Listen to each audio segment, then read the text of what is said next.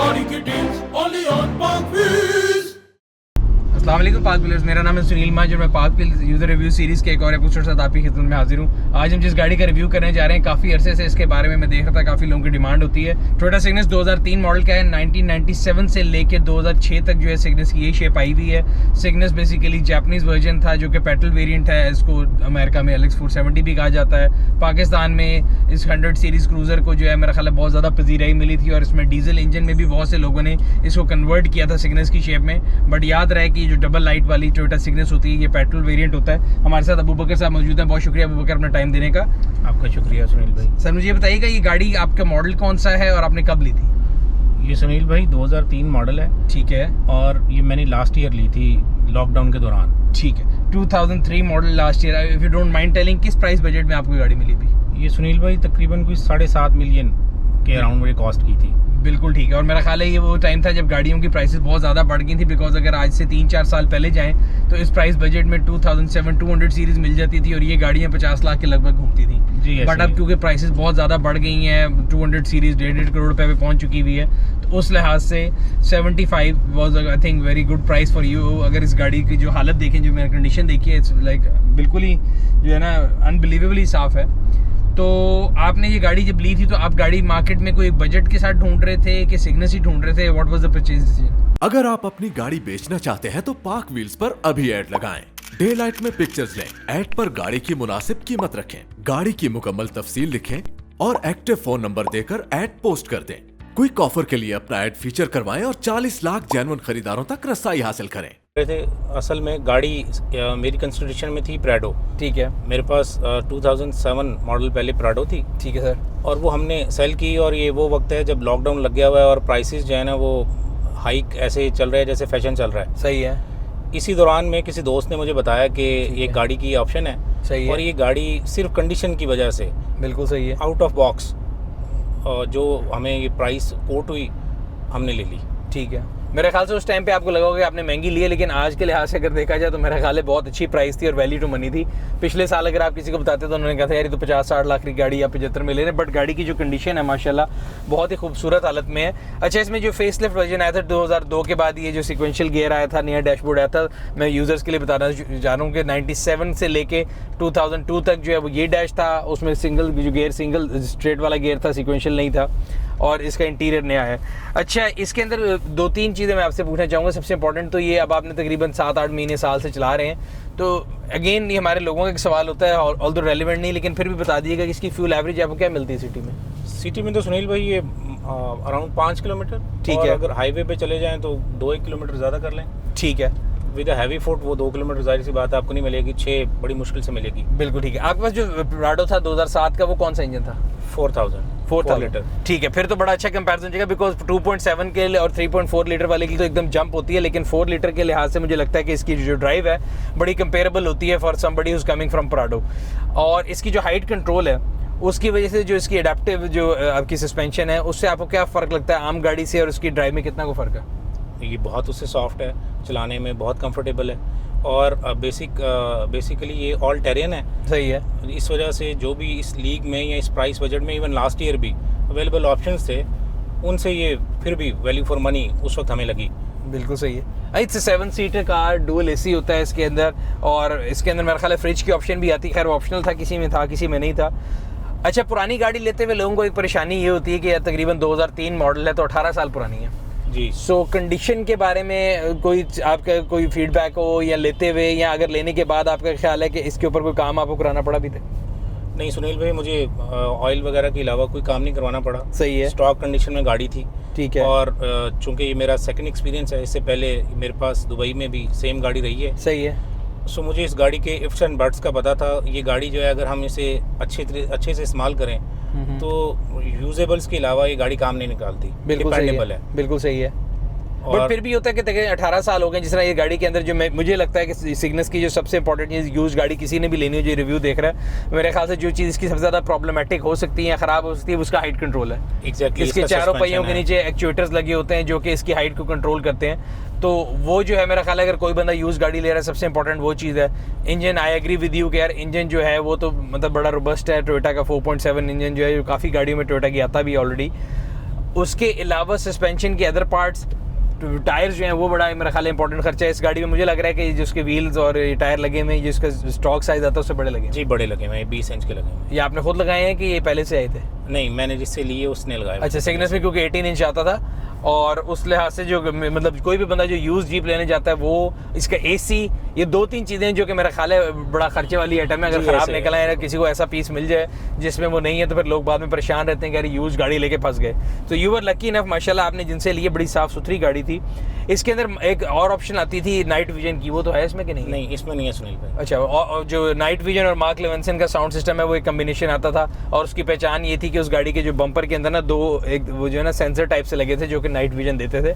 But again वो भी time ख़राब हो जाते थे। तो मेरा ख्याल है, जब मैं हमेशा कहता हूँ पुरानी गाड़ी जब इंसान ले तो जितनी बेस ऑप्शन वाली मिले उतना बेहतर है, और जितनी अच्छी कंडीशन में मिले। हाँ, पैसे पहले भर ले वो बेहतर है, बजाय इसके कि उसके आप बाद में उसको सही करा। बाद में वर्कशॉप में टाइम भी लगता है, और जो आप गाड़ी का लुत्फ लेने जाते हैं उल्टा वर्कशॉप के हाथों आप।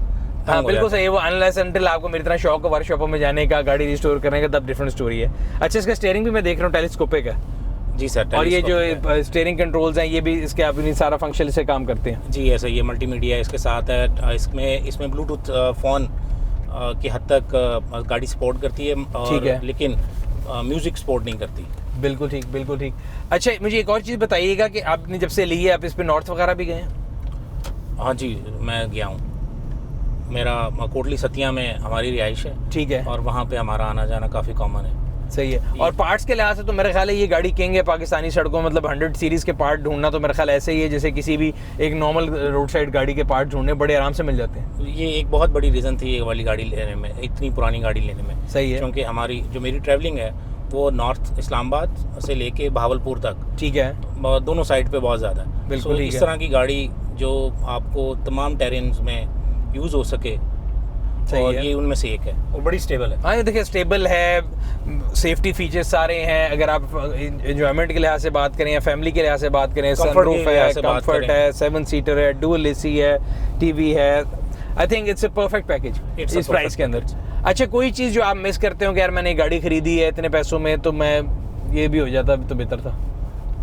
सुनील भाई, जो लेटेस्ट जैसे खासकर कंप्यूटराइज्ड ऑप्शंस हैं नई गाड़ियों में, नए वेरिएंट्स में, आजकल हम उसके आदी हैं। तो इसमें जब हम बैठते हैं तो वो चीज़ें कम हैं। सही लेकिन है। शायद ये उस वक्त उस ज़माने के लिए ये चीज़ें थी नहीं। बिल्कुल ठीक है। बाकी इसमें लग्जरी क्लाइमेट कंट्रोल जो है वो भी है, it's single zone climate control है, बट डिजिटल है। लेकिन मेरा ख्याल है अगर नई गाड़ी से कंपेयर किया जाए तो आजकल जो एक नया फैशन है पैनोरामिक रूफ का, वो छोड़ के बाकी तो सारा कुछ इसमें है।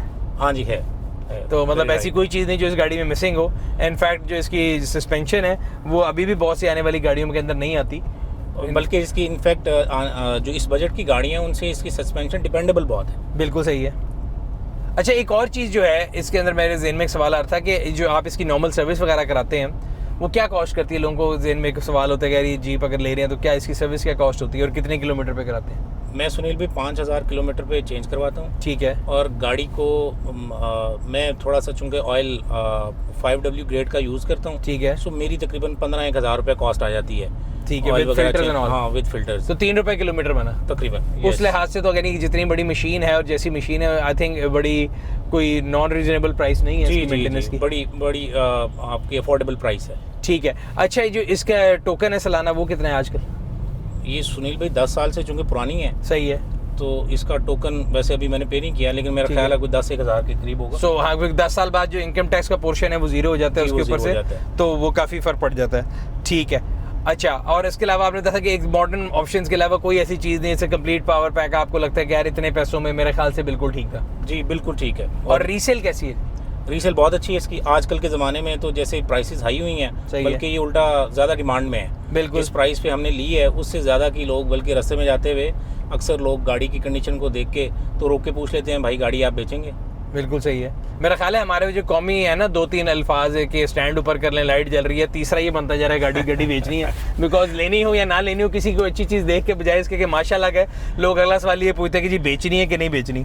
सो खैर माशाल्लाह जी, वाकई गाड़ी जो है आउटस्टैंडिंगली साफ़ सुथरी है, और इसका जो लेदर की क्वालिटी है ना उसको बैठ के पता लगता है कि एक्चुअल लेदर सीट होती क्या है। बिकॉज हमारे यहाँ पे लेदराइट जो है ना लोगों को दे के उनको कहा जाता है कि ये लेदर सीट है। सो इसमें लेदर इलेक्ट्रिक सीट्स मौजूद थी, डुअल एयर बैग थे, ABS था, हाइट कंट्रोल था, हीटेड सीट थी, और मतलब यहाँ पे भी अगर आप देखें तो इसके बाद पावर और सेकंड के बटन के अलावा ये आपके सीट्स के बटन आ गए, रेयर एसी का कंट्रोल आ गया।